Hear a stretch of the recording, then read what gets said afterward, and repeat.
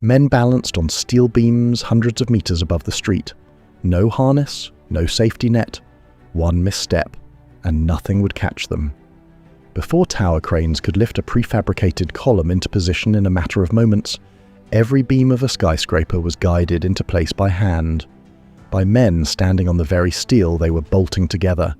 How did they do it, moving 6-ton beams into the sky without falling and without the equipment we now consider essential?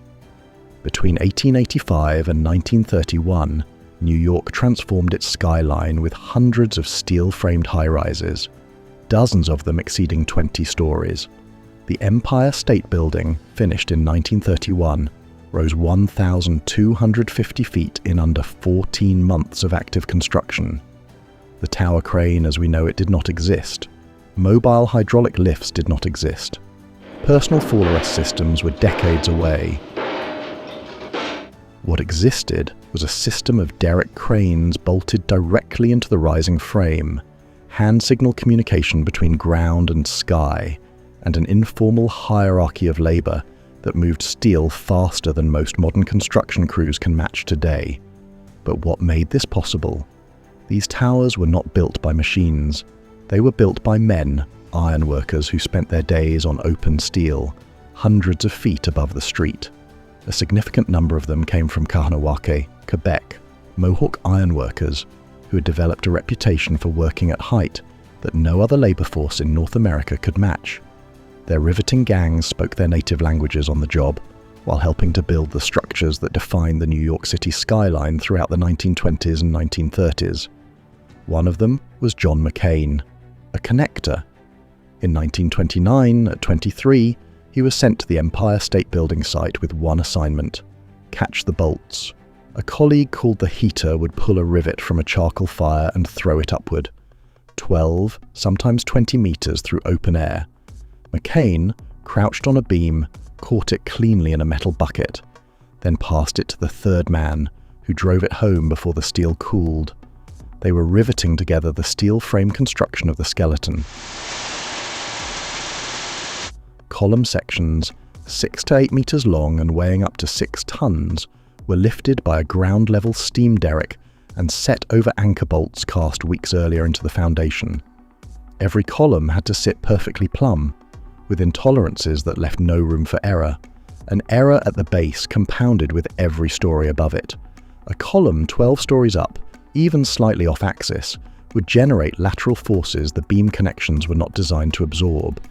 The instrument for measuring plumb was a steel piano wire, a small bob weight, and a practiced eye. Once the derrick had swung a beam into approximate position, 4 men took over. The raising gang. 2 connectors stood on the beams already in place.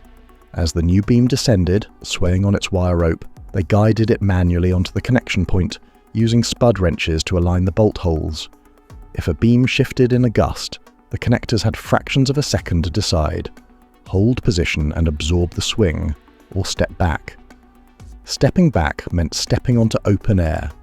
The rivets were structural, installed hot, driven hard, allowed to contract as they cooled, creating a clamping force no cold bolt could replicate. If a rivet was driven too early, before the joint was fully seated, the connection would carry hidden micro gaps, invisible on inspection, catastrophic under dynamic load.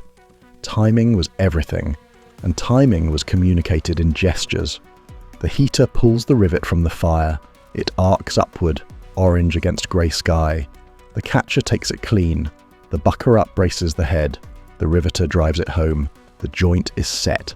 This sequence, 4 men, 1 rivet, driven before the steel cooled, was repeated hundreds of times per day on a single floor. At peak, the Empire State Building rose 4.5 stories per week. No scheduling algorithm optimized the workflow. A walking boss with a clipboard and many years of experience allocated crews by intuition, by watching the rhythm of the floor, by knowing which team was fast on corners and which was steadier in the web. The difference between a competent rivet crew and a master crew was not visible from the street. It lived in the consistency of the strike, in the angle held across thousands of repetitions, in the judgment of when a joint was seated and when it was not. This was embodied knowledge, and it could only be transferred to an apprentice standing close enough to watch. Above 15 stories, the ground derrick could no longer reach. The site switched to climbing derricks, smaller cranes bolted to the frame itself, relocated upward as each floor was completed. Each relocation was a controlled disassembly and reassembly at height. Boom, mast, guy wires, hoist, unbolted, raised by a hand-powered gin pole, rebolted 3 floors higher. 2 days of work for a full gang. The derrick could not move until the floor beneath it was structurally capable of absorbing its load.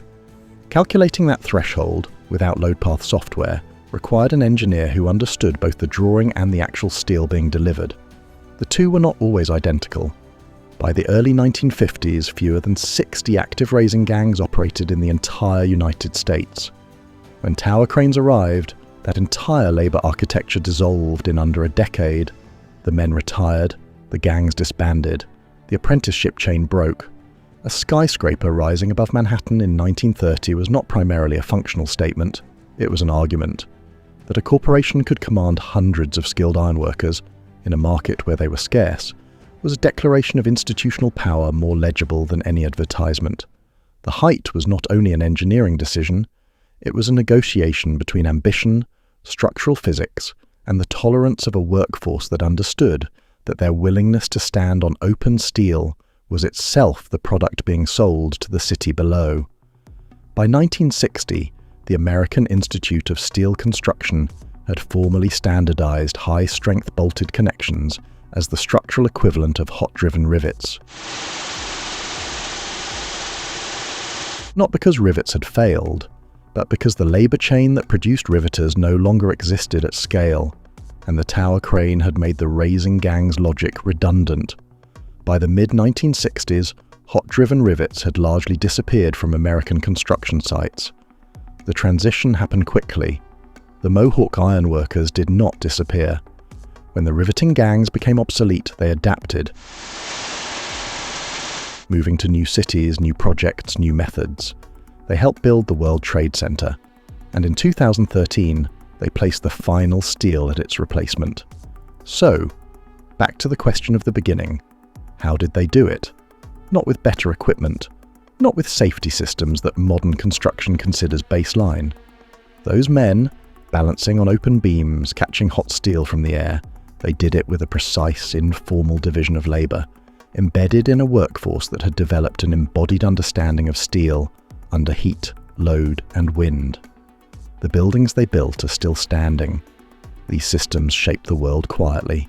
If you'd like to see more of them preserved, consider subscribing, and tell us, which forgotten craft should we document next?